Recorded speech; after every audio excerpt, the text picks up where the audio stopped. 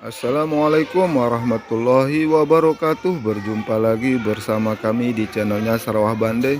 Kali ini kami akan memberikan sebuah informasi, yaitu tentang info pengangkatan tenaga honorer menjadi P3K jelang penghapusan resmi dari Mempan RB.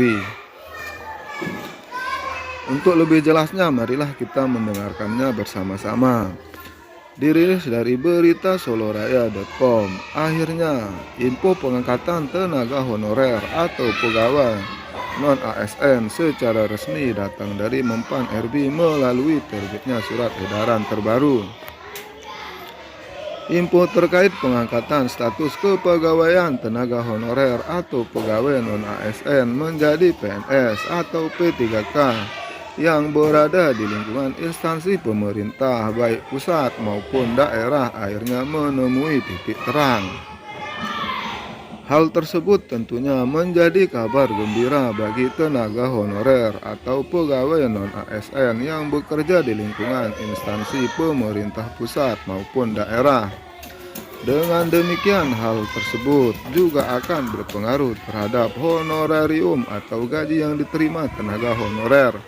Sehingga Mempan RB telah mengimbau kepada seluruh instansi pemerintah agar melakukan pendataan tenaga honorer. Seperti kita ketahui bahwa Mempan RB telah menerbitkan surat edaran terbaru yang ditujukan kepada para pejabat pembina kepegawaian baik instansi pemerintah pusat maupun daerah.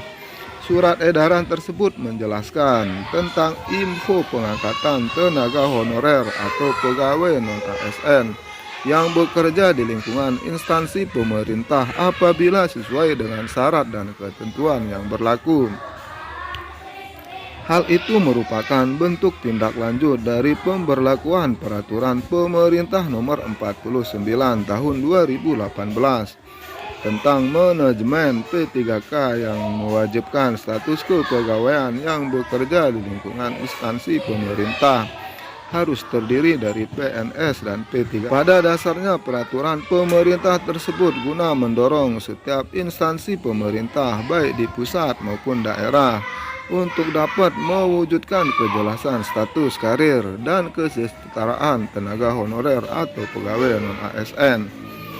Berdasarkan PP tersebut, apabila dilihat dari pasal 99 ayat 2 yang menjelaskan bahwa pegawai non-ASN yang telah bekerja dalam jangka waktu paling lama 5 tahun maka dapat diangkat menjadi P3K.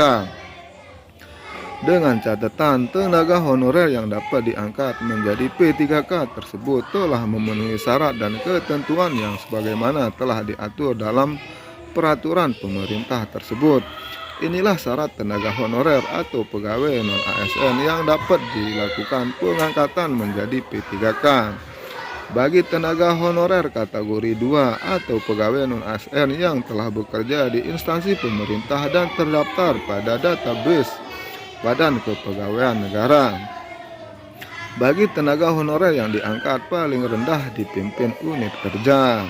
Bagi tenaga honorer kategori 2 yang sudah mendapatkan honorarium dengan mekanisme pembayaran langsung berasal dari APBN untuk instansi pusat atau APBD untuk instansi daerah, bukan melalui mekanisme pengadaan barang dan jasa baik individu maupun kelompok. Bagi tenaga honorer atau pegawai non-ASN yang sudah bekerja minimal 1 tahun pada tanggal 31 Desember 2021.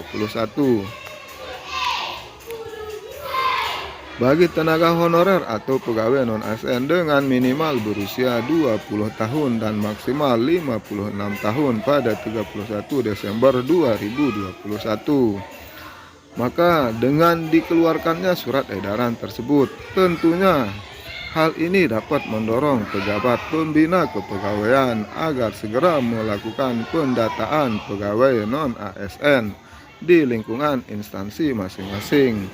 Mungkin hanya ini yang dapat kami sampaikan. Semoga informasi ini bisa bermanfaat bagi kita semua. Sekian dan terima kasih. Assalamualaikum warahmatullahi wabarakatuh.